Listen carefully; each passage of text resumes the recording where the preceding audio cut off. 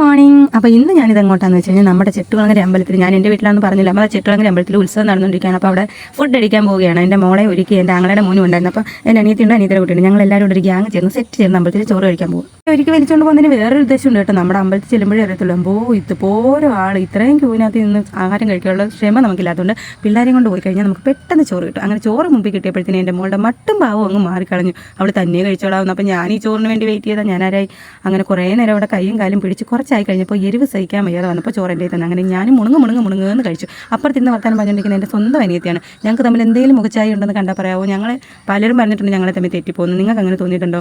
അപ്പോൾ ഈ ഫുഡടി എല്ലാം കഴിഞ്ഞപ്പോൾ ഞങ്ങൾ പതുക്കെ കറങ്ങി അടിച്ച് അമ്പലം എല്ലാം ഒന്ന് കറങ്ങി വെച്ച്, പിന്നെ അവിടെ ഒരു ഫാൻസി ഉണ്ടായിരുന്നു. ഞാൻ എപ്പോഴും പോകുന്ന ഫാൻസിയാണ്. അങ്ങനെ ആ ഫാൻസിയിൽ കയറി കുറേ സാധനങ്ങളൊക്കെ വാങ്ങിച്ചു.